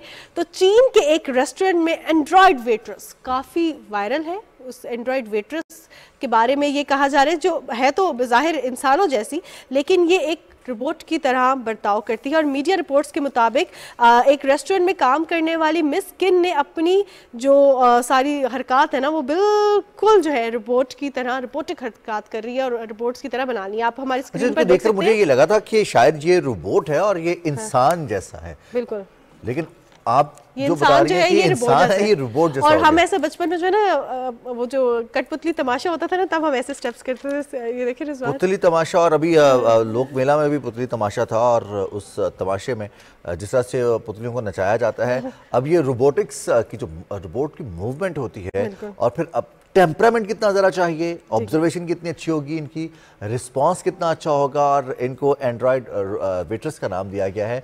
और यही वो मुनफरद अंदाज होते हैं जो पूरी दुनिया में फेमस हो जाते हैं, वायरल हो जाते हैं, और फिर उसके बाद कम्युनिटी के लिए और अट्रैक्ट करते हैं। हम देखते हैं कि सयाहत का फ़रोग़ हो या फिर लोगों की तवज्जो हासिल करना हो, उसके लिए मुख्तलिफ तरीके अपनाए जाते हैं, और उनमें से एक ये भी तरीका लेकिन है। आपने ये देखा होगा कि फैक्ट चेकिंग और रिपोर्टिंग इतनी ज़रूरी है कि जो हम स्क्रीन पर बोल देते हैं ऐसे ही नहीं हम बोल देते। वहाँ पे भी ये हुआ कि चीन में जब ये रिपोर्ट्स सामने आई, सोशल मीडिया पर वीडियो वायरल हुई, तो बहुत से रिपोर्टर्स, बहुत से मीडिया पर्सन्स उस रेस्टोरेंट में गए और असल में देखा कि क्या असल में ये जो है रोबोट है या असल में ये खातून है या नहीं, ताकि आपको जो इन्फॉर्मेशन है वो बिल्कुल एक्यूरेट प्रोवाइड की जा सके। और आपको इंटरेस्टिंग बात बताऊँ, ये जो खातून है ये इस रेस्टोरेंट की मालकन भी है। क्या बात है जी। चलिए, जब अमरीकी रियासत का हम रुख करते हैं, जहां पर एक लॉबस्टर है जो कि कुछ गैर मामूली खुसूसियात की वजह से काफ़ी तवज्जो हासिल कर रहा है। और अगेन बात हो रही है अटेंशन की। कहा जाता है कि इंसान सबसे बड़ा अटेंशन सीकर है, लेकिन ये लॉबस्टर है जिसने तवज्जो हासिल की है। और इस लॉबस्टर का जो कलर है वो आधा सुर्ख है और आधा नीला है, और बल्कि इसकी जिन्स के हवाले से भी कहा जा रहा है कि उसमें भी कुछ ऐसी डिफरेंस मौजूद है कि आधा नर और आधा मादा है, मेल और फीमेल है। बिल्कुल जनाब, और आप स्क्रीन पर देख रहे हैं कि कितना खूबसूरत से इसके कलर्स है। वैसे रिजवान, आपने लॉबस्टर ट्राई किया है कभी? अभी तक नहीं किया, लेकिन बहुत मज़े का होता है। सो सी फूड को जब हम देखते हैं ना तो हमारे सामने ना उनका टेस्ट आ जाता है। सो अब हम रुख करते हैं ऐसे ट्रिपलेट्स ब्रदर्स का जो कि दुनिया के मोमर तरीन ट्रिपलेट ब्रदर्स है। 3 बच्चे, 3 भाई, एक जैसे। हाँ, जिनको जुड़वा नहीं हम कह सकते, जुड़वा नहीं कह सकते, इसके लिए क्या वर्ड होगा? वो ट्रिपलेट लिखा तो हुआ है। उर्दू में क्या वर्ड होगा? जुड़वा, तुड़वा? पता नहीं तुड़वा क्या होता है, ये स्क्रीन पर आप देख सकते हैं 1930 में ये पैदा हुए और एक ही दिन पैदा होने वाले जो ये 3 भाई हैं 92 इयर्स के हो गए हैं और इन्होंने इकट्ठी अपनी सालगिरह सेलिब्रेट की। It is a lovely moment कि जब आप लाइफ की इतनी बहारें, इतनी खजाएं एक साथ देखें और आप देखेंगे 3 भाई 92 इयर्स में एक साथ हैं। बचपन की तस्वीर भी और ये जो करंट पिक्चर है ये भी आप हमारी स्क्रीन पर देख रहे हैं। ये कितने प्यारे मोमेंट्स होते हैं कि जब हम एक साथ ज़िंदगी गुजारते हैं और ख़ास तौर पे जो एक साथ पैदा होने वाले बच्चे होते हैं, यानी कि उनकी जो एज सेम होती है, उनमें भी बड़ा जो है ना एक प्यारी सी बॉन्डिंग होती है, उन प्यारी सी एसोसिएशन होती है। दोस्तों के बारे में कहा जाता है कि दोस्त आपके सबसे बड़ा सरमाया होता है, लेकिन भाइयों के साथ जो रिश्ता होता है वो दोस्तों से बढ़कर होता है। उसमें आपको दोस्त भी मिल रहा होता है, भाई भी मिल रहा होता है। और कुछ दोस्त ऐसे होते हैं जिनमें आपको दोस्त के साथ भाई मिल जाता है, लेकिन भाइयों में आपको दोस्त लाजमी मिल रहे होते हैं। तो ये वो मोमेंट्स हैं जो हमारे मुआशरे में, हमारी सोसाइटी में अल्लाह ताला ने हमें वैसे ही अता किए, हमें बिन मांगे ही मिले हैं। और हमारे बहुत सारे जो रज़ाकाराना तौर पर भी हम अगर देखें तो जो रज़ाकार डे मनाया जा रहा है उसमें भी हमारा सोशल सेटअप इस तरह का है कि उसमें हर शख्स दूसरे की मदद करना चाहता है, चाहे वो चलते हुए बाइक पर ये कह रहे हैं कि आप भाई अपना स्टैंड ऊपर कर लें, कभी कहते हैं आपको दुपट्टा आ रहा है, वो तो ये भी रज़ाकाराना एक्टिविटीज में शामिल होता है। चलिए जी, अब ये सिर्फ पाकिस्तान की खसूसियत है कि यहाँ पे नहीं, पूरी दुनिया में होता है, ये पूरी दुनिया में मदद की जाती है। लेकिन इस पे आवाज नहीं लगाते कि आपकी बाइक में आपका दुपट्टा आ रहा है। तो अगर किसी का टायर फ्लैट हो जाए गाड़ी में तो इंटरनेशनली भी होता है कि उनको बताया जाता है कि आप गाड़ी साइड पे रोकें, आपका टायर जो है फ्लैट हो जाए। बट स्टिल जो हमारा पाकिस्तानी कल्चर है दैट्स रियली लवली। लेकिन रिजवान, समटाइम्स आपने सुना होगा कि प्रोमिनेंट होने के लिए, जिस तरह आप अभी बात कर रहे थे कि अटेंशन सीकर है इंसान, लेकिन अटेंशन सीकर के साथ साथ इंसान को रिकग्निशन भी चाहिए, रिस्पेक्ट भी चाहिए, क्योंकि इंसान कुछ ऐसे कारनामे करता है जो कि बहुत मुनफरिद होते हैं, बहुत अलग होते हैं। अब ऐसी ही एक हरकत की है एक शख्स ने और उनको जो है प्रॉपर इस हरकत की वजह से पूरी दुनिया में रिकग्निशन मिली है। Guinness book of world record में उनका नाम शामिल किया गया है। 15 फीट इनका नाम जो है वो रिजवान बताएंगे। ओगेलन ओजारे, और इन्होंने 15 फीट ऊंचा जो है हैट तैयार किया है। और ये देखिए जरा, और सिर्फ तैयार किया बल्कि उसको पहना भी है और वो ओपन एयर में इसको लेकर घूम भी रहे हैं जहां पर इतनी तेज हवा भी चलती है। अब Guinness book of world record में अपना नाम दर्ज करवाने के लिए लोग मुनफरिद आइडियाज पहले तो कंसीव करते हैं, फिर उन आइडियाज को एग्जीक्यूट करते हैं। फिर अब देखिए जो अब दूसरा इन्होंने वो एक रूप अपनाया है, वो बिल्कुल वैसे जैसे बच्चों को मुख्तलिफ करतब दिखाने वाले होते हैं स्कूल्स में, कॉलेजेस में या मुख्तलिफ तकारीब में। अब वैसा ही उन्होंने अपना गेटअप भी बना रखा है और बड़ी ही शानदार और बड़ी ही चमकदार जैकेट भी उन्होंने पहन रखी है। तो ये वो तमाम तर इंसान की चीज़ें हैं जो इंसान चाहता है कि दुनिया में उसकी पहचान बने, उसका नाम बने और लोग उसको पहचाने और फिर कुछ काम भी ऐसा करें कि Guinness book of world record में उनका नाम आ जाए। अच्छा Manoor, Guinness book of world record में कुछ पेमेंट्स भी होती हैं, कुछ पैसे भी मिलते हैं नाम जब आपको रिकग्निशन मिलती है? तो सिर्फ Guinness book of world record में नहीं बल्कि अक्रॉस द ग्लोब भी रिकग्निशन मिलती है, पेमेंट्स भी मिलती है। और पेमेंट इन जैसे रिजवान अक्सर औकात लोग कहते हैं, आपने सुना होगा, बड़े सेशंस भी ऑर्गेनाइज किए जाते हैं कि सोशल मीडिया के थ्रू पैसे कमाएं। सोशल मीडिया के थ्रू भी इन्फ्लुएंसर्स भी, जब हम अपनी एक निश डेवलप करते हैं कि हमने अब सोशल मीडिया मार्केटिंग की तरफ जाना है और समटाइम्स वी मार्केट और self as well as a model, as an influencer, चाहे वो कोई भी फील्ड ऑफ लाइफ हो। इवन टिकटॉक के हवाले से भी जब टिकटॉक आया तो ये बात की गई कि पैसे नहीं मिलेंगे, इसकी मोनेटाइजेशन नहीं होगी, लेकिन मुख्तलिफ ब्रांड्स आपको रीच आउट करते हैं and you have to create content for them. इसी तरह जब आपको रिकग्निशन मिलती है तो आपको बहुत से लोग रीच आउट कर रहे होते हैं और आपके लिए बहुत से वे आउट जो होते हैं चीजों के वो खोल दिए जाते हैं। लेकिन कंटेंट ऐसा हो ना कि काम भी आए, किसी को कुछ बेहतरी भी हो उसमें नजर आए और किसी तरह से लोगों का फायदा भी। तभी कहा जाता है Rizwan, your network is your net worth. तो जितना आपका नेटवर्क होगा जितने लोग आपको जानेंगे, लेकिन इसमें बहुत मैटर करती है चीज कि कितनी क्वालिटी वाले लोग आपको जानते हैं। न्यूज अपडेट्स का टाइम है, एक ब्रेक लेते हैं।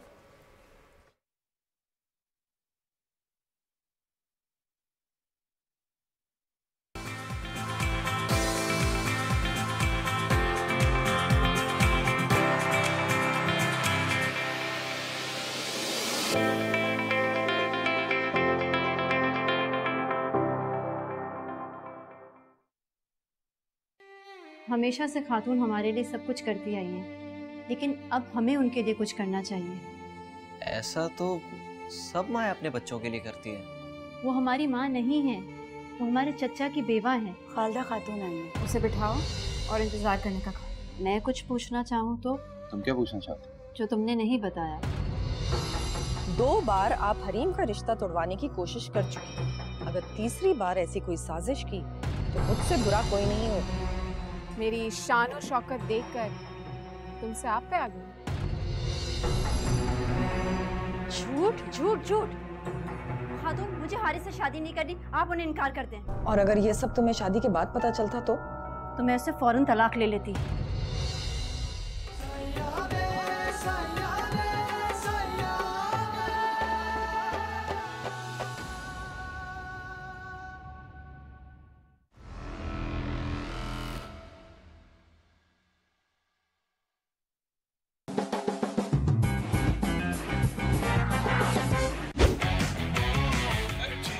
मुझे पहचाना? मुझे मालूम है। तुम्हारे जैसे ना बहुत फ्रॉड देखे हैं मैंने। अरे बेवकूफ, मेरे दादा ने इनके दादा के पास 3 करोड़ रुपए रखवाए थे। तेरे दादे ने?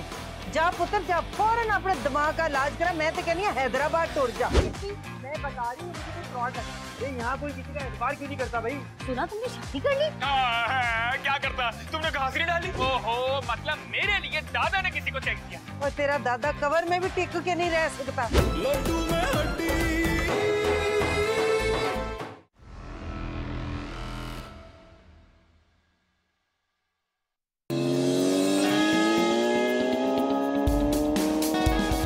लोगों को फौरी अरेस्ट करें और इन पे भारी जुर्माने आयद करें। इस मैदान के बेहतरीन घोड़े तो तुम ही हो। मुझे तुम्हारे साथ में डरपोक बना दिया कि ना जाने अगले लम्हे क्या हो जाए। मीना, कोई बदरू चिमट गई है।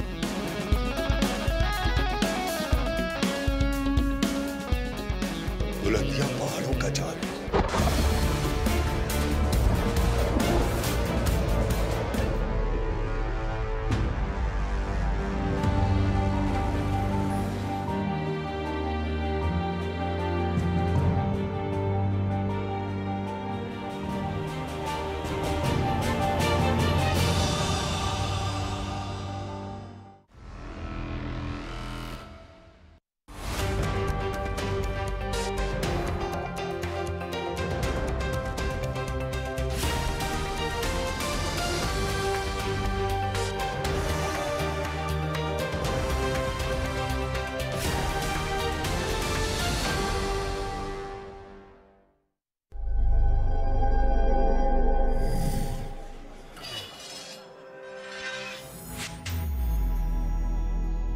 तवानाई और बचत पाकिस्तान की जरूरत।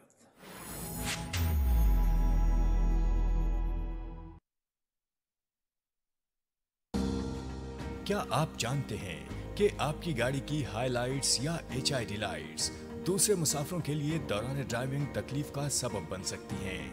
बराह करम दौरान ड्राइविंग लाइट्स लो रखें ताकि दूसरे मुसाफिरों को आसानी रहे। मोहतात ड्राइविंग, महफूज सफर।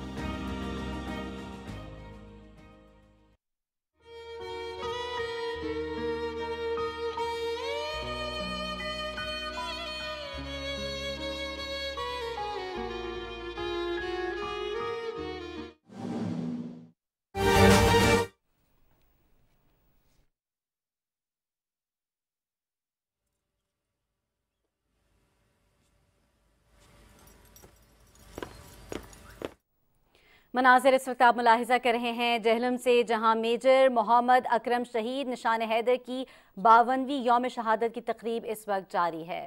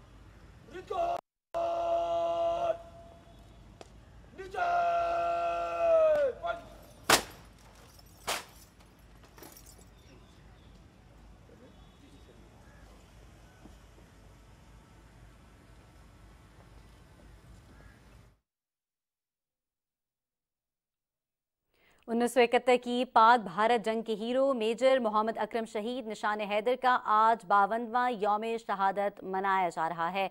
मेजर मोहम्मद अकरम शहीद निशान हैदर की 52वें यौम शहादत की तकरीब इस वक्त आप जहलम से मुलाहिजा कर रहे हैं। मेजर मोहम्मद अकरम शहीद ने जंग के दौरान दुश्मन के अनगिनत हमलों को बहादुरी से पसपा किया। नाज़रीन, ये थी PTV ताज़ा तरीन।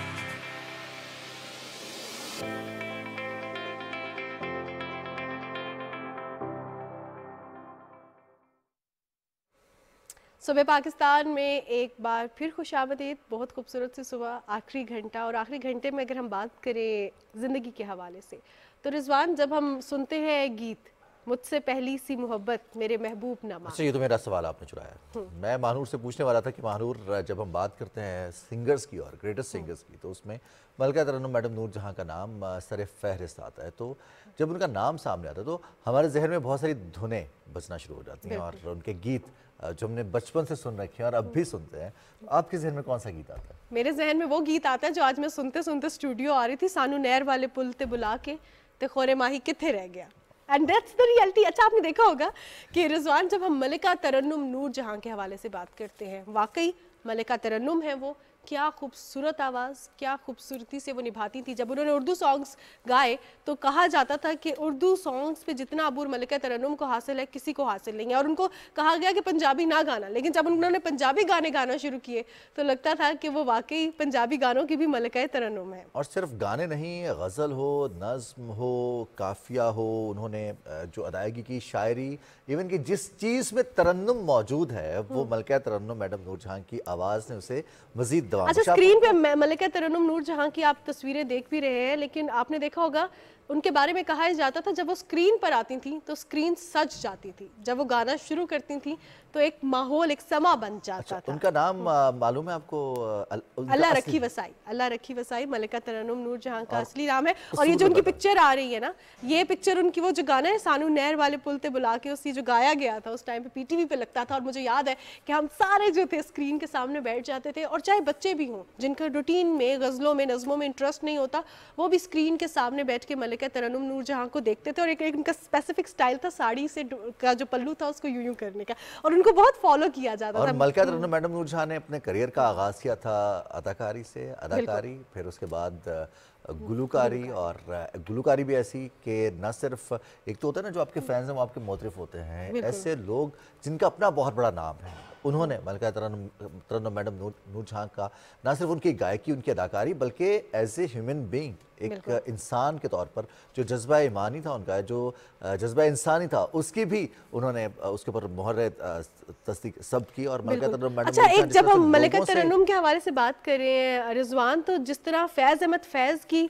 नज़मों को जिंदा रखा है उन्होंने, क्या खूबसूरती से, बल्कि कहा यह भी जाने लगा कि शायद ये मलिका तरन्नुम ने ही लिखी है। यही खूबसूरती होती है शायरी की। हमारे पास एक बहुत ज़बरदस्त सा गीत है, आइए सुनते हैं। ज़माने में मोहब्बत के सिवा राहतें और भी हैं, वस्ल की राहत के सिवा। मलिका तरन्नुम नूर जहाँ की आवाज़ में एक बहुत ज़बरदस्त सा बहुत मेलोडियस सा गीत आप सुन रहे थे। फैज़ अहमद फैज़ की शायरी हो या पंजाबी गीत हो, हमने जिस तरह बात की रिजवान, मलिका तरन्नुम नूरजहां क्या खूबसूरती से निभाती होती थी इन गीतों को।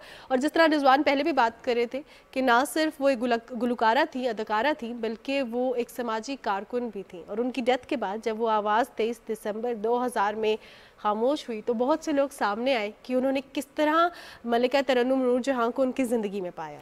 और बड़ी खामोशी से मलिका तरन्नुम मैडम नूरजहां लोगों की मदद किया करती थीं, न सिर्फ उनकी समाजी ज़िंदगी में, उनकी ज़ाती ज़िंदगी में, बल्कि उनकी फ़नी ज़िंदगी में भी आगे बढ़ने के लिए मुख्तलिफ मौक़े फ़राहम किए जाते थे, उनकी तरबियत की जाती थी। और हम देखते हैं बहुत सारे ऐसे मूसीकार जिनके साथ मलिका तरन्नुम मैडम नूरजहां ने काम किया और उनके नाम भी अमर हो गए। शायरों की बात तो महानूर ने की, और चाहे वो अमजद इस्लाम अमजद साहब का कलाम हो, अफराज का कलाम हो, फैज़ अहमद फैज़ का कलाम हो, इकबाल का कलाम गाया मलिका तरन्नुम मैडम नूरजहां ने। और जिसको भी मलिका तरन्नुम ने गाया उसको अपनी आवाज़ अता की, वो कलाम अमर हो गया। और वो फिर जहां लाखों तक पहुंचना था वो करोड़ों लोगों तक पहुंचा और हर दिल में उसने जगह भी बनाई। तो 23 दिसंबर सन 2000 में यह आवाज़ हमेशा के लिए खामोश हुई। तो पाकिस्तान टेलीविज़न ने भी रिवायतों को बरकरार रखते हुए 23 दिसंबर तक के लिए मलिका तरन्नुम मैडम नूरजहां को ट्रिब्यूट पेश करने का ये सिलसिला शुरू कर रखा है। बिल्कुल जनाब। और पीटीवी का प्रोग्राम था तरन्नुम, जिसके आपने जिस क्लिप्स भी देखते हैं, गाने भी उसके अभी भी ऑन एयर होते हैं, चाहे यूट्यूब हो, सोशल मीडिया हो, या अभी जो आपने देखा तरन्नुम प्रोग्राम ने जो फेमस होने के तमाम रिकॉर्ड्स थे वो तोड़ दिए। मलिका तरन्नुम नूरजहां जब आती थी तो सारे स्क्रीन के सामने बैठ जाते थे। ना सिर्फ मलिका तरन्नुम नूरजहां, अगर हम उनकी समाजी जो उनकी एक्टिविटीज़ थी उनके हवाले से बात करें, उनकी गुलकारी, उनकी अदाकारी के हवाले से बात करें, बल्कि बहुत क्रूशल टाइम जंगों के वक्त में भी उन्होंने मोराल बढ़ाने के लिए ऐसे गीत गाए कि वो जो हमारी अफवाज हैं, जो पाकिस्तानी अवाम है, उनका मोराल हाई हो। और ख़ास तौर पे अगर हम अभी भी वो गीत सुनते हैं तो हमारे वाकई गिव अस गूज बम्स। और ये ए पुत्तर हटाते नहीं विकते अभी भी आज भी सुना जाता है, उतना ही मकबूल है। बल्कि अभी भी जो इस फील्ड में लोग आना चाह रहे हैं, जो सिंगिंग में आना चाह रहे हैं, अगर उनको कहा जाए कि आपने मलिका तरन्नुम नूरजहां का कोई गीत गाना है तो वो समझते हैं कि ये बहुत मुश्किल है इसको। और मेरे वतन के सजीले जवानों, मेरे नगमे तुम्हारे लिए हैं। और ये वो मोराल बूस्टिंग होती है जो कि जज्बे को बरकरार रखती है और फाइटिंग स्पिरिट को, ख़ास तौर पर जब मुश्किल वक्त आता है तो उसमें आपको हिम्मत चाहिए होती है। उसमें हिम्मत आपको या तो आप खुद दे सकते हैं या फिर कोई ऐसी चीज़ जो आपके दिल से बहुत ज़्यादा करीब हो, वही आपको हिम्मत दे सकती है। और उसी जज्बे को मलिका तरन्नुम मैडम नूरजहां ने जगाया भी। और न सिर्फ हमारे जवानों के बल्कि वो लोग भी तैयार हो गए जिनके पास तरबियत भी नहीं थी जंग में लड़ने की। बहरहाल जी, मलिका तरन्नुम मैडम नूरजहां को हमारी जानिब से भी सलाम है। और जो उन्होंने दिलों में जगह बनाई वो ऐसे ही रहेगी। उनके बद्दा आज भी उन्हें उनसे उतनी ही अकीदत, उतनी ही मोहब्बत। बिल्कुल जनाब, ये आवाज़ 23 दिसंबर सन 2000 में तो खामोश हो गई, लेकिन हमारे दिलों में ज़िंदा रहेंगी, हमारे दिलों में वो गुनगुनाती रहेंगी। इसी तरह इसी बात के साथ प्रोग्राम का इख्तिताम भी करते हैं कि ज़िंदगी में कुछ ऐसा कर जाएं कि लोगों के दिलों में आप जिंदा रहें। आज के प्रोग्राम से इतना ही। अपनी मेज़बान महानूर कुरैशी और रिजवान अली अहमद को इजाज़त दीजिए। कल सुबह इंशाल्लाह आपसे मुलाकात होगी। अल्लाह हाफ़िज़।